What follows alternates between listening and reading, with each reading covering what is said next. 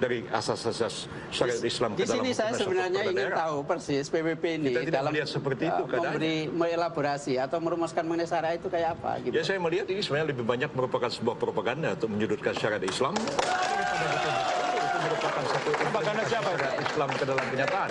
Propaganda siapa itu, Pak? Tidak jelas siapa yang mengemukakan ini.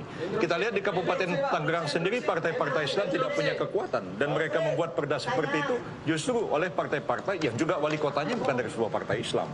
Tapi ketika menyudutkan banyak pihak dikatakan, oh ini adalah penerapan syariat Islam. Siapa yang bikin propaganda ini, Pak Muslim? Nah itu dia. Kalau orang seperti Pak Yusril dan PBB berani melawan mereka yang kemudian memanai syariat seperti saya katakan sangat berwajah diskriminatif itu, tentu orang mempunyai persepsi yang berbeda mengenai ketakutan pada isu mengenai syariah itu. Apa yang dilakukan di Tangerang itu sama sekali bukan implementasi dari syariat Islam. Nah, berani nggak PBB dengan Pak Yusril untuk melawan mereka ini? Kalau berani dan kalau di Aceh dia kanun-kanun Aceh itu memang iya. Dan tokoh muda seperti Pak Yusril, kalau kemudian dia bisa meyakinkan pada publik di Indonesia tentang kekhawatiran bahwa Republik ini tidak lagi menjadi rumah kebangsaan, bahwa kita akan mengganti Pancasila dan seterusnya, maka orang seperti Pak Yusril ini sebenarnya mengikuti tradisi pemikiran tokoh-tokoh kita yang... Apakah penerapan syariat Islam termasuk mengganti Pancasila sebagai dasar negara? Tidak ada pikiran ke arah itu. Justru ini adalah masyarakat yang menjemuk sebuah nation state. Dalam hukum privat misalnya, tetap kita harus memiliki sebuah kemajemukan. Saya bisa tanya kepada Anda, Pak Muslim, kalau misalnya perkawinan itu keabsahan perkawinan diseragamkan dalam satu unifikasi hukum, apakah itu akan diterima oleh orang Islam? Yang kedua, Pak Muslim, misalnya begini. Satu lagi, Pak Muslim. Mengenai tradisi, mengenai hukum Islam yang sudah menjadi hukum adat misalnya. Bahwa di dalam hukum keluarga kita tidak pernah mempermasalahkan. Yeah. Misalnya bahwa orang Islam harus sah perkawinannya sesuai dengan agama Islam. Yeah. Itu sudah menjadi hukum adat kita. Dan hukum kalau misalnya di dalam hukum waris misalnya, bahwa orang Islam tiba-tiba mereka tidak mau mengikuti hukum Islam, tapi mereka lebih mengikuti hukum yang ada di peradilan umum misalnya. Itu satu pilihan, bukan sesuatu pemaksaan. Memang itu sebuah pilihan, dan kita juga tidak pernah memaksakan. Kita tahu bahwa di bidang keabsahan perkawinan itu, saya menganggap itu bukan hukum adat. Saya baru tahu malam ini kalau Pak Muslim ini mengikuti teori resepsinya Snooker Grunya, bahwa hukum Islam itu baru berlaku kalau diresipir oleh hukum adat. Saya berpendapat sebaliknya. Hukum adat itu baru berlaku kalau dia tidak bertentangan dengan kaidah-kaidah hukum Islam. Kita berpikir kembali. Soal kewarisan itu. Kewarisan itu bahwa di dalam ada legal choice dalam hal kewarisan. Dalam perjalanan sejarah kita bahwa hukum Islam, hukum keluarga di dalam hukum Islam itu sudah menjadi bagian dari hukum adat kita. Saya mengatakan tidak. Oke, bagaimana orang di Minangkabau, di Aceh semua bilang bahwa adat bersandi sarak dan sarak bersandi kita. Itu berarti adat yang ikut kepada Islam, bukan hukum Islam tunduk kepada hukum adat, Pak Muslim. Bahwa di dalam hukum Islam, misalnya di dalam hukum fikih, munakahat, kan ada perbedaan mazhab dan sebagainya. Dan itu di wilayah-wilayah tertentu ada adat yang menerima, ada adat yang tidak. Jadi bagi saya sebenarnya bukan, itu sudah sangat jelas bahwa kalau masalah-masalah begitu tidak usah kita persoalkan.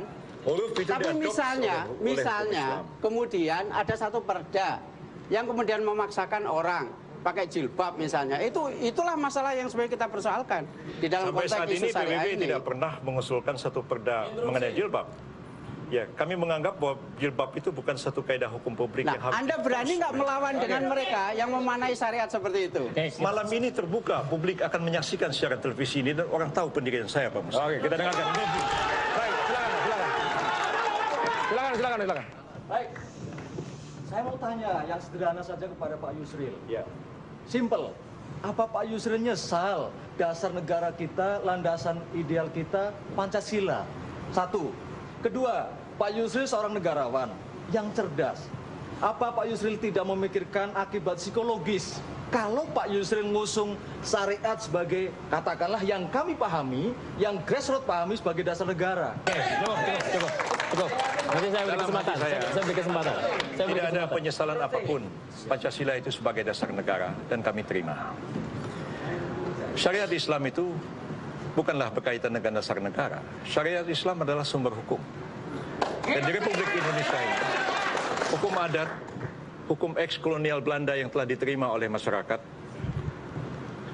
kaidah-kaidah hukum Islam, dan kaidah-kaidah yang ada di dalam konvensi internasional, kita terima sebagai sumber hukum dan kita dapat transformasikan ke dalam kaidah-kaidah hukum nasional.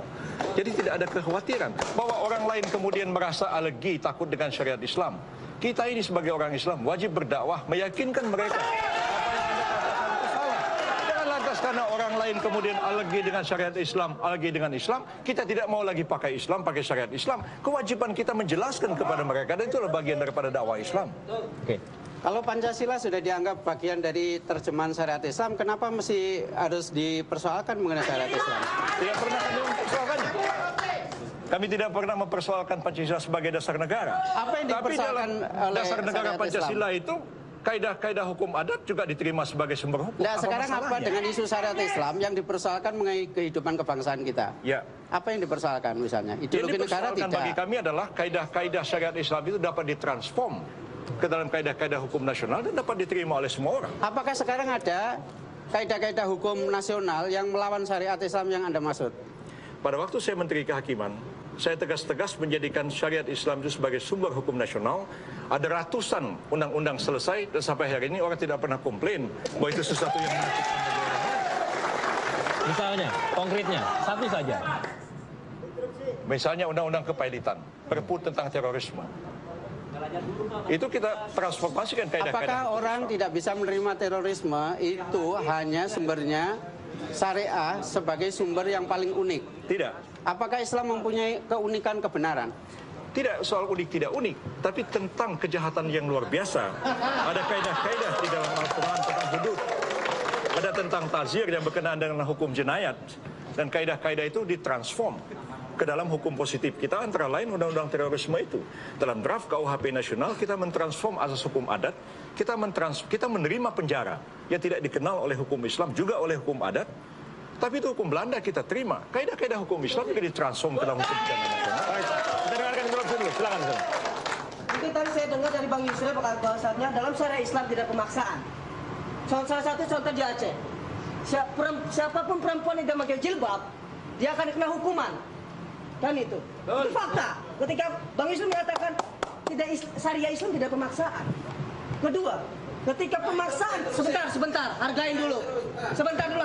Langsung ya. Ketika berbicara syariah Islam, saya takutkan ketika di pemaksaan syariah Islam, saya takutkan di Papua akan menjalankan syariat Islam. Ada yang dijalankan di Papua. Oke. Ada. Silakan. Dan itu menyelesaikan masalah Papua. Saya akan jelaskan nanti kepada saudara. Tapi kalau soal jilbab saya beda pendapat. Tapi kalau saya mengatakan tidak bisa dipaksakan, oke. Kalau rumah saudara dicuri orang, atau istri saudara dibunuh orang lain, lalu kemudian kaidah syariat Islam ditransform menjadi draft KUHP nasional, apakah tidak bisa dipaksa? Mengenai Papua, ini konkret pengalaman di lapangan. Pada waktu membahas RUU Otsus Papua, ada satu pasal yang deadlock. Karena orang Papua menolak jika terjadi pembunuhan antar suku, itu diterapkan KUHP nasional. Saya pada waktu itu menjadi Menteri Kehakiman dan dimintai pendapat. Saya mengatakan, apakah mungkin diselesaikan dengan asas syariat Islam? Dalam syariat Islam, orang membunuh bisa kisas, bisa maaf, bisa diat. Saya bilang, diat itu bisa ganti rugi. Bagaimana Pak caranya? Dia bilang, kalau suku A membunuh suku B, maka tidak perlu dibawa ke pengadilan negara, tapi diselesaikan menurut kaidah-kaidah hukum setempat.